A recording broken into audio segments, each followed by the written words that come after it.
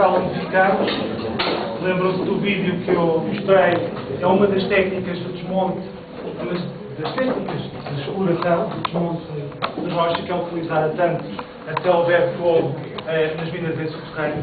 Eu agora vou-vos mostrar aqui dois equipamentos, um utilizado em subterrâneo, que é o LHD. Este equipamento faz a carga, o transporte e a descarga do minério, desde a frente de desmonte até aos locais, aos poços, que nós designamos em inglês por ORCAD, as passagens de minério. Temos aqui a céu aberto o exemplo de um caminhão, que nós não designamos por caminhão, porque tem umas dimensões, se virem aqui a escala deste senhor, este senhor, algo com uma altura relativamente elevada, ele tem apenas a dimensão do raio do rodado do dano. São, de facto, equipamentos de grande capacidade e que, obviamente, têm que ter as suas manutenções, têm os seus custos de aquisição, de manutenção, de operações. Aqui temos um outro tipo de transporte, que é um transporte contínuo, também é utilizado tanto em subterrâneo como a céu aberto, portanto respondem a correias transportadoras que não são nada mais nada menos do que uns tapetes de borracha que circulam, portanto, tipo passadeira volante, ok? E circulam sobre estes cilindros rodados, ok? São normalmente equipamentos elétricos.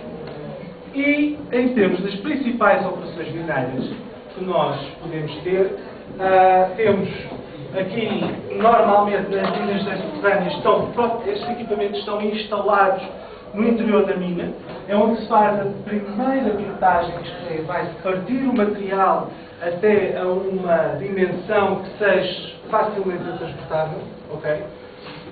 Não convém nada transportar blocos rochosos de grandes dimensões, porque ocupam demasiado espaço.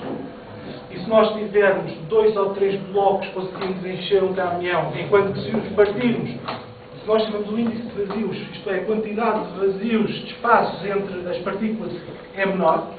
Ok? E, portanto, nós utilizamos estes equipamentos que são as britadeiras, britam o material, são, no fundo, é constituído, no fundo, por uma maxila fixa e uma maxila móvel que se move através de um eixo excêntrico e que tem este movimento, ok? E que vai partindo do material. Aqui está a duela da britadeira que vai determinar o diâmetro a que as partículas saem, as partículas rochosas. E outras operações que nós temos é a operação de ventilação. Nós temos que nos assegurar que os profissionais, os mineiros e os próprios engenheiros, quando vão lá abaixo à mina subterrânea, não morram com os gases de escape, por exemplo, dos equipamentos, que não tenham quaisquer tipo de problemas em termos de temperatura ambiente, que não tenham quaisquer... Portanto, no fundo, temos que salvaguardar a qualidade do ambiente subterrâneo para que ele esteja minimamente habitável, com alguma qualidade, e ninguém faça fretes em ir a trabalhar. E, portanto, a ventilação é uma operação também que acarreta grandes custos, muitas vezes muito difícil, mas que é extraordinariamente aliciante.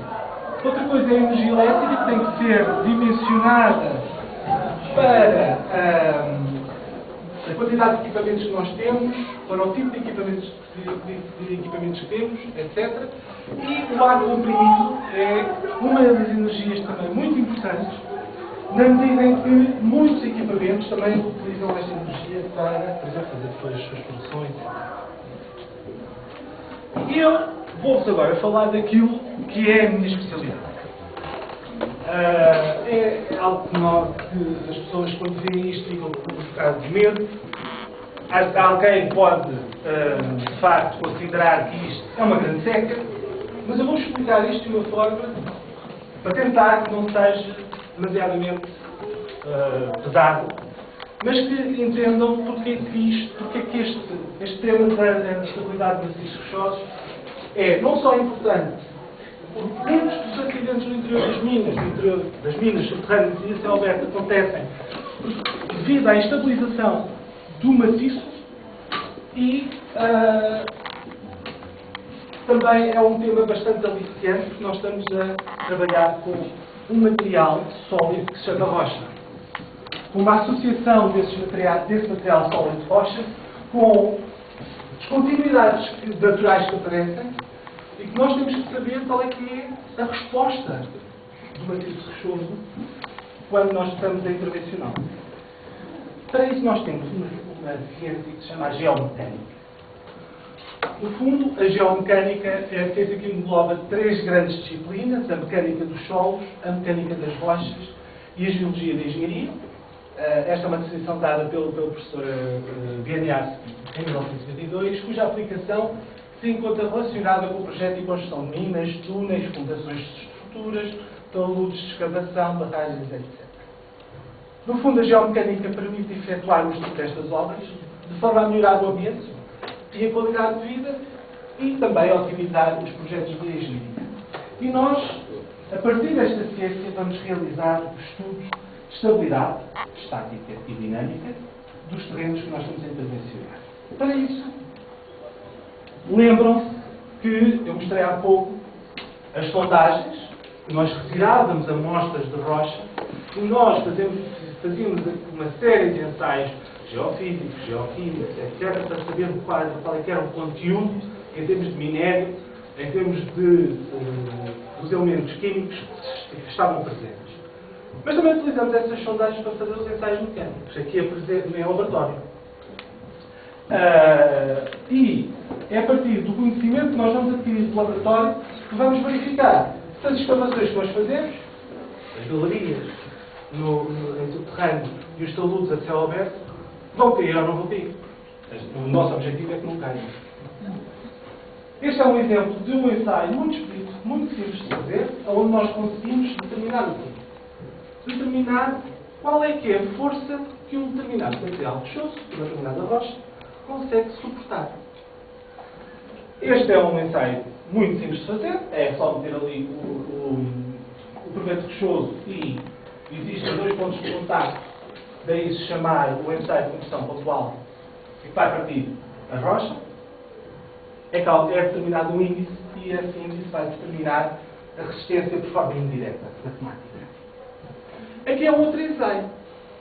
Este ensaio chama-se o ensaio de tração indireta. É um ensaio que permite, que é designado tipicamente por ensaio brasileiro. E nós colocamos a amostra rochosa, que é, digamos, uma bolacha, que tem as suas determinadas dimensões. Em laboratório nós temos sempre que ser muito rigorosos, temos regras, nós chamamos as normas, para cumprir, relativamente às dimensões das amostras que nós temos que estudar, relativamente às velocidades de aplicação das forças que nós temos que fazer. Tudo isso tem regras. E, portanto, nós metemos a rocha naquelas duas garras e metemos no interior de uma prensa. A prensa vai comprimir a rocha de forma a que ela vá abrir a meio. Daí existirem tensões de tração concentradas no centro da amostra e nós determinamos qual é a resistência à tração de forma indireta. Aqui nós temos um filme, um vídeo identificativo de um ensaio de compressão uniaxial. Uniaxial porque nós só estamos a comprimir, a aplicar uma carga numa direção, que é a direção do eixo do provete. Como veem, o provete chega a uma determinada deformação, ele vai se deformando. Nós normalmente temos a ideia que as rochas são materiais indeformáveis. Isso é uma ideia absolutamente errada. As rochas não são indeformáveis, as rochas deformam. Não deformam, muitas delas, a maior parte delas, têm um comportamento frágil. O que é que isto quer dizer? Quer dizer que até romperem deformam muito pouco, mas deformam. E mais ainda, as rochas têm uma particularidade de funcionarem como molas. São autênticas molas entre determinados níveis de carga. É o que eu represento aqui. Aquele é um exemplo de uma amostra que foi ensaiada à compressão uniaxial. nós fazemos a medição dessas deformações da forma diametral e da forma axial do proveta com estes sensores. Isto são nada mais nada menos que os sensores de papel. Tem um filamento elétrico no meio, aqui nesta zona. Nós ligamos a isto a um circuito elétrico e nós conseguimos determinar qual é que é a deformação. A deformação, os níveis de deformação que nós estamos aqui a apresentar são níveis 10 vezes, muitas vezes elas rompem a níveis a cerca de 10 vezes inferior a 1 milímetro. Ok? Muito subtis, muito pequenos, mas que são muito importantes de serem conhecidas. E quando eu digo que uma rocha funciona como uma mola, vejam aqui esta parte do gráfico. Esta parte do gráfico representa subidas e descidas da tensão, da carga que nós estamos a aplicar, da força que nós estamos a aplicar, e a deformação da rocha. Agora, nós carregamos e quando descarregamos, ela volta ao início. Isto é extraordinário. Eu aqui, quando tinha a necessidade, nunca pensei que uma rocha, aquilo que eu encontrava na rua, funcionasse como uma mola. Nunca. Mas o que é facto é que a rocha que nós determinamos tem um comportamento elástico.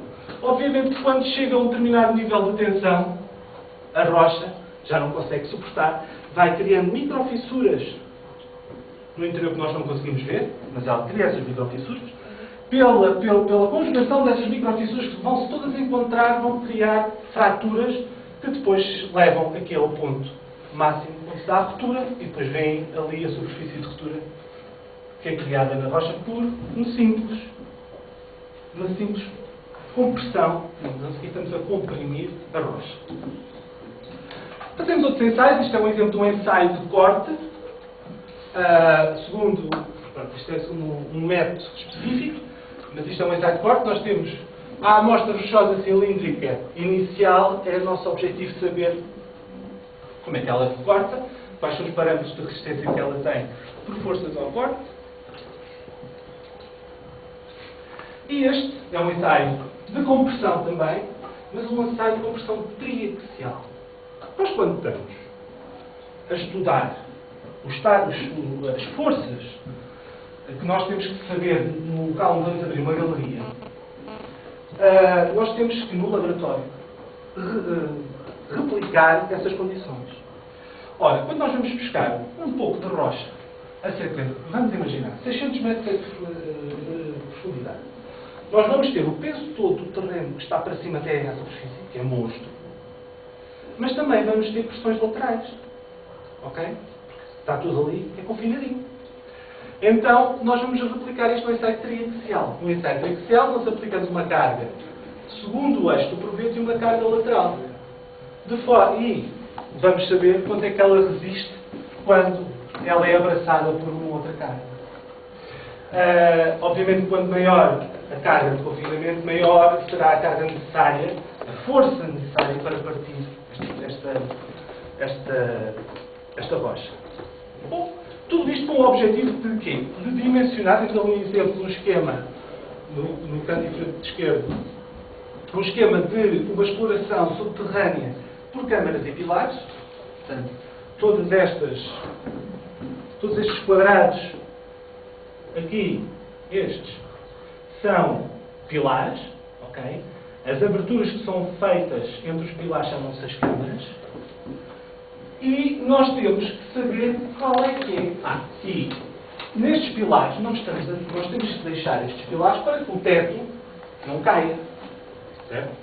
Se o teto cair é um problema. Nunca mais conseguimos chegar ao local onde está o minério, não é? E ainda podemos correr o risco de morrerem a trabalhadores. E a morte de um trabalhador é dos investimentos das maiores despesas que uma empresa tem. Não é nada desejável que haja morte de trabalhadores, como nós muitas vezes ouvimos falar nas minas na China e assim. Portanto, nós temos que saber, mas nós quando deixamos estes pilares, nós estamos a deixar lá minério. Portanto, quanto menor forem esses pilares, melhor, porque conseguimos fazer mais dinheiro. No entanto, nós temos que jogar com a segurança. E portanto, isto é um compromisso que muitas vezes é muito difícil de se chegar. E por isso mesmo, nós fazemos muitos estudos a nível laboratorial e a nível de campo, no interior das minas, de qual será a dimensão ótima desses pilares, não só em termos de altura, como de largura e comprimento. Eu tenho ali, portanto, isto são amostras de mármore. Essas amostras de mármore têm geometrias diferentes, umas delas têm uma relação entre a altura, são todas de secção quadrada, umas delas têm uma relação da altura com a aresta de 1, isto é, a altura é igual à aresta, mas vamos aumentando a esbeltez destes modelos de pilares rochosos, neste caso de mármore. Nós fizemos um conjunto de ensaios com diferentes geometrias e conseguimos obter relações entre a resistência à compressão inicial, o quanto é que numa mina aquele pilar consegue aguentar de força, com os seus parâmetros de volume e esbeltez. E isto torna-se importante para quê? Para nós conseguimos arranjar relações que, quando formos fazer um projeto numa mina, consigamos determinar qual será a dimensão ótima dos pilares. Ora, agora vou-vos falar de uma outra particularidade muito interessante nas rochas. Quando qualquer um de vós, ou um colega, chega-se para o lado e dá um beliscão, ou então, se vocês se sentirem muito comprimidos, o que é que vos acontece? A vossa tendência é gritar. Vocês usam, ou andam com uma pessoa, ou então dão-lhe um grito, ou então dão-lhe um berro. Certo? É igualinho para as rochas. Tal e qual. As rochas gritam que se fartam. Como? Muito bem. Aqui eu estou a apresentar aqui um sistema que é um sistema que já é utilizado desde 1930, mas que ainda hoje é algo que é muito atual. Muito, muito, muito atual. E nós medimos os gritos da rocha. Quando nós estamos a comprimir um material sólido qualquer, nós conseguimos ouvir ruídos, que no fundo é, neste caso, a rocha a gritar, de dores, não é? De estar a ser comprimida. E nós podemos medir esses ruídos. Tecnicamente, estes ruídos chamam-se emissões acústicas. Ou, dentro de uma outra escala de frequências, que normalmente é a mesma, microsismos. No fundo, nós conseguimos replicar em laboratório sismos a uma escala muito mais pequena, okay? que acontecem na natureza e que podem ser altamente destrutivos. E é muito interessante nós estudarmos o comportamento da rocha relativamente a estas situações, porque nós podemos fazer imensa coisa com isto. Uma das coisas interessantes que nós podemos fazer é a rocha consegue memorizar qual foi a força que ela teve sujeita quando esteve lá no cantinho dela onde se deu a gente dela, onde ela foi feita. Ok? Este é um dos exemplos que representa o primeiro gráfico. Nós conseguimos determinar que aquela amostra esteve sujeita a uma tensão axial de 11,68 megapascal.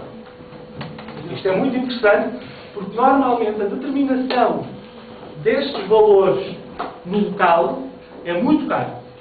Com esta técnica, isto faz-se em 5 minutos. É muito barato.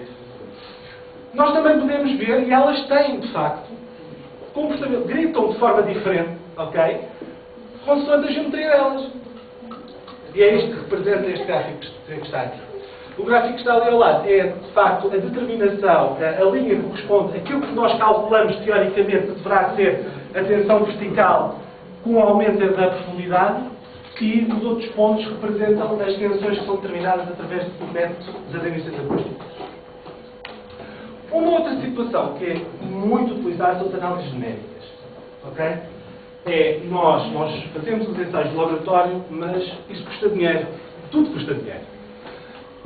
E nós recorremos muitas vezes às simulações numéricas, não só para representar os jazidos como vimos inicialmente, mas também para fazer simulações de amostras, neste caso, este é o caso de amostras rochosas do laboratório, em que nós tivemos acesso a 10 amostras, mas no fundo nós precisamos de 100 amostras para conseguir caracterizar completamente aquele maciço rochoso. E, portanto, nós recorremos muito às análises numéricas para conseguir ultrapassar esta situação e guardar um pouco de dinheiro. Aqui temos um exemplo. Teríamos um exemplo. Nós vamos ter.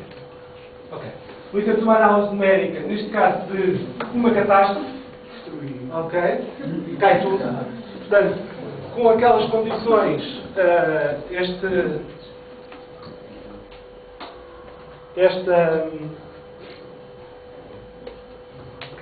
esta mina cair. Ok? Portanto, não pode ser reconstruída, jamais. Aquela. Eu tinha aqui. Vamos lá ver. Aquela representação, esta representação que está aqui, corresponde, neste esquema, se vocês compreenderam, a estas aberturas aqui. Ok? No fundo, a perspectiva que tu estavas a ter, o que está de lado, são as coisas. Okay?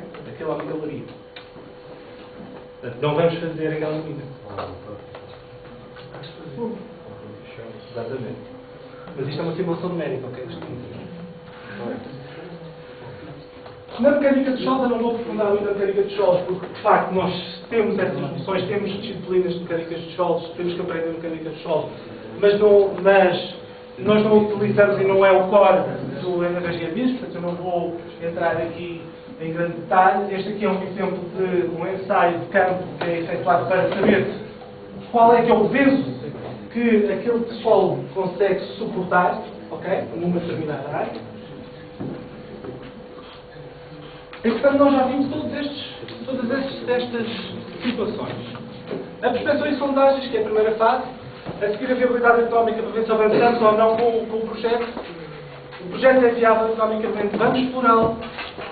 E na exploração existe uma outra fase que é o tratamento do minério. Portanto, nós vamos desmontar a rocha, a fazer uma infraestrutura subterrânea que tem que ser estável, em que não se pode gastar o dinheiro que se quer, tem que ter uma qualidade de vida no interior deste caso subterrâneo, e isto é uma coisa para o céu aberto, em que seja habitável, em que seja possível permanecer no local.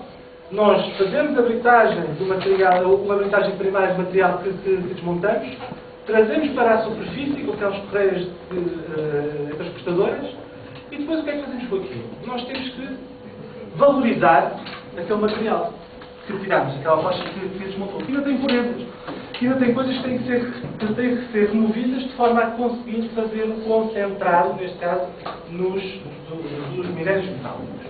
E para isso nós temos as lavarias. As lavarias são infraestruturas industriais altamente complexas que existem, que no fundo o que fazem é aproveitam as características físico-químicas dos minérios para os conseguir concentrar.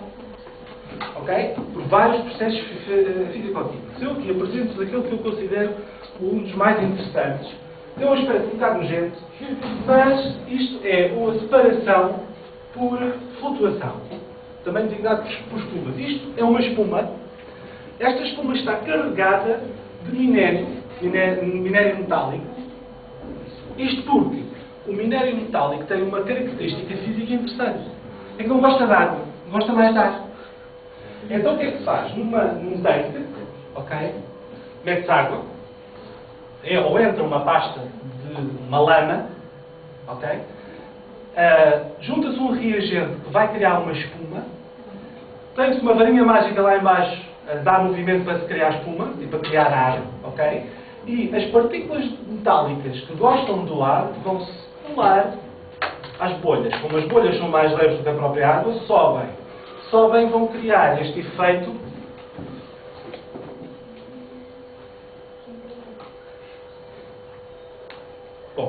aquele efeito de espuma, ok? Eu não consigo falar outra vez, estas coisas vão me ajudar. Este efeito de espuma a espuma sobe e, portanto, vai ser separada do resto do material. O material que não interessa vai ficar no fundo. Também pode acontecer o contrário. Pode existir um minério que não goste de água, que só goste de água, seja hidrófilo, ok? E que fique na água, vá-se depositando por sedimentação no fundo e é retirada do fundo. Ok? Este é um exemplo. Pode haver outro exemplo. Um outro exemplo que eu vos posso dar é as densidades. Esse é um dos mais caros que existe. Nós temos vários líquidos, por exemplo, uma coisa que a gente sabe que é devido à diferença das densidades é o azeite e a água. Certo? O azeite é menos denso do que a água. E, portanto, existem minérios que têm densidades diferentes. O minério pode ter uma densidade diferente do estéril. Ok? E nós conseguimos separá-lo através de líquidos de meios densos. Ou líquidos densos. De meios densos. Bom, depois nós temos o concentrado. O concentrado tem que ser, neste caso, eu estou a dar o exemplo, de um minério metálico. Este concentrado tem que ser transportado para as metalurgias para se conseguir fazer metal. O ferro, o cobre, etc. O estanho. E tem que fazer um transporte. Normalmente ele é transportado, pode ser por via terrestre, por via marítima. Ok? Por exemplo, num dos projetos que eu participei foi numa exploração de ferro em Angola, em que o material em que se projetou, e tudo esta fase também é crítica porque o transporte, os custos de transporte podem inviabilizar um projeto inteiro. E portanto têm que ser muito bem desenhados, muito bem pensados. Neste projeto que eu vos estou a falar, que é do ferro de Tacinga, em Angola, o ferro, o concentrado, depois de ser tratado nas lavarias, é transportado por via férrea até um porto, que se chama o Porto de Sacomar, que por sua vez é colocado em barcos para ser transportado para a China. Por exemplo? E portanto tudo isto é algo que tem que ser pensado. Aqui é um caso português. É o caso do transporte de minério, do concentrado das minas de Neves-Corvo por via férrea. Ok? Que nós podemos, se tivermos possibilidade, quando estamos a ir para o Algarve, podemos eventualmente ver. Aqui temos o comboio com os vagões completamente carregados. Não, por acaso este não está carregado, mas poderia estar. Estes estão vazios. Mas pronto, são estes vagões que são imensos, não. É um processo caro e tem que ser muito aproveitado. Isto não é para estar aqui. Ok. Vamos lá ao trabalho. Ambiente. Eu já vos cheguei a dizer que o ambiente para nós, antigamente, a pessoa de família acarretava custos ambientais extraordinariamente elevados. É muito importante, hoje em dia, nós termos um cuidado com o ambiente. Existem alguns princípios que os engenheiros de minas têm que ter em mente. Estes princípios são o bom aproveitamento do jardim, a economia e o ambiente. São alguns dos princípios que nós temos que nos preocupar.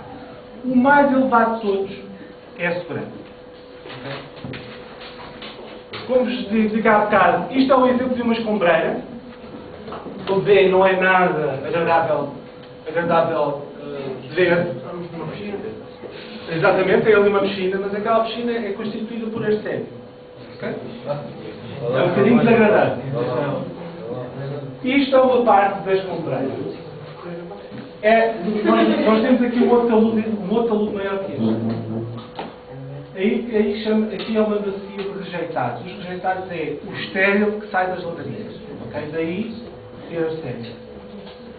Agora vou-vos dizer onde é que isto é. É em Portugal.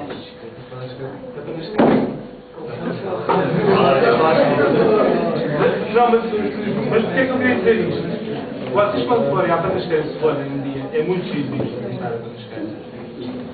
Aquilo que vocês vão encontrar é esta escombreira, que é uma coisa brutal, E se olharem lá ao fundo, que está bem desfocado, vocês vão encontrar outra escombreira. Esta escombreira, lá ao fundo, está à beira, está à face, portanto, a base do talude da escombreira, confina com o rio Zeta. Poluição do rio. É algo que os responsáveis das minas têm alta preocupação, porque aquela escombreira ali que já está encerrada foi criada pelos antepassados. Esta mina tem mais de 100 anos. Esta escombreira já está a ser, já tem um projeto onde está a ser reabilitada, porque esta começou para aí há 50 anos e aquela acabou para aí há 50 anos. Portanto, é assim, naquela altura, isto para vocês verem as diferenças que existem no tratamento do problema do ambiente. Hoje em dia, é uma das principais preocupações dos gestores mineiros. Logo, temos os nossos antepassados, as nossas políticas anteriores. Não havia política. Construíram uma escombreira de arsénio, aquilo é uma coisa altamente tóxica, à beira de um rio. Hoje em dia as nossas gerações têm muitas preocupações, isto é altamente monitorizado, aquela escombreira, porque passa ali um rio importante à beira, não é? Esta já foi construída com uma outra política, mas que ainda não era a política que nós temos hoje em dia. Daí ela está a ser sujeita de um projeto de reabilitação. Ok? Portanto, é algo que paisagisticamente é mau e em termos dos outros impactos ambientais ainda é pior. Outra coisa que nós controlamos são os ruídos e as vibrações. Os equipamentos gerem ruído, são geradores de ruído. E, portanto, é algo, em particular, nas explorações a céu aberto, nas pedreiras, etc., é algo com que temos que nos preocupar, é algo que é medido, é algo que, quando nós fazemos um projeto de exploração, temos que apresentar resultados e análises. Outra coisa são as vibrações. Não, aqui ainda não estou as vibrações, ainda estou as poeiras. Outra coisa é as poeiras. As poeiras, os rodados, quando passam nos caminhos e estradas que não são asfaltadas, porque não há dinheiro para asfaltar tudo, não é? Criam poeiras. Quando nós detonamos explosivos, nós criamos poeiras, nós criamos ruído. E nós criamos outra coisa, são as vibrações. As vibrações são nada mais nada menos que sismos também. Quando vocês estão a descarregar, já está? Então eu vou passar um bocadinho mais depressa. Quando vocês estão a detonar um explosivo, estão a criar uma energia, a libertar uma energia que cria um sismo. O que é que nós temos que fazer para passar isto? Nós não vamos deixar, nós depois de acabar a exploração, nós não vamos deixar ao bar. Nós temos que o recuperar. Ok? Aqui é um exemplo de uma recuperação paisagística das bancadas.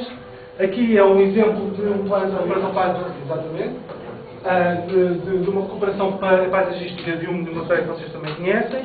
E outro que não é assim tão conhecido, mas que é muito conhecido, que é o Parque Eduardo VII, em Lisboa. É uma recuperação paisagística de uma antiga pedreira de basal. Bom, eu aqui vou passar à frente. Isto porquê? Porque eu queria falar sobre os novos desafios da engenharia de minas. E nós temos que sempre nos preocupar, sempre, com os impactos ambientais, temos que reduzir os impactos ambientais, temos que aumentar sempre a segurança, mas temos também que aumentar a produtividade, portanto a economia tem que ser a nossa preocupação também, mas nós temos que retirar dinheiro, porque senão não há razão de ser de existir uma mina, e temos de ter um bom aproveitamento desses resíduos. E estes princípios levam-nos a muita investigação. Ok? Claustrofobia? O quê? Estava a dizer que sentia medo. O estar dentro de uma mina. Isso é uma questão. Não é tão pequeno quanto isso. Ok? Quando nós entramos numa mina, nós temos um pé direito de 5 metros, temos uma largura de 5 metros, é algo. Vocês têm que nunca dar 1 metro. É igual. A utilização de equipamentos cada vez mais sofisticados para fazer as investigações é muito importante. Mas existe uma particularidade que eu queria vos alertar, não só porque pode constituir uma oportunidade de profissional e de grande necessidade, não só das engenharias como das eletrotécnicos, várias áreas da engenharia. E isto tudo advém do alargamento da área económica exclusiva de Portugal. Nós, hoje em dia, temos esta área de mar, que é o arquipélago dos Açores, o arquipélago da Madeira e na parte continental. Nós queremos, e parece que vamos conseguir alargar a superfície de Portugal Ocidental em 20 vezes. Ok? Nós vamos ser o maior país de mar do próprio planeta Terra. E, portanto, aqui nestas zonas de mar, existem, em particular na minha área, recursos minerais. Poderá existir petróleo, poderá existir metais, ouro, poderá existir ferro, poderá existir manganês, poderá existir... Tem que fazer prospeção para saber se existe alguma coisa que seja economicamente viável. Grandes investigações estão-se a iniciar em Portugal, com apoios, obviamente, da Europa. E, portanto, aqui está uma possível forma de se poder explorar minério no fundo marinho, através de um barco. Vai aumentar muito. E temos aqui o futuro hipotético, um bocado de Star Wars, ou Star Trek, que é a utilização de equipamentos robotizados no fundo marinho para a exploração de minério. Isto é a nova aposta, é uma grande aposta que eu, na minha opinião, tem que ser feita, que tem que se apostar nela, porque nós somos um país de mar. Ok? E nos fundos mares poderá existir grandes riquezas. Poderão existir grandes riquezas. Muito obrigado.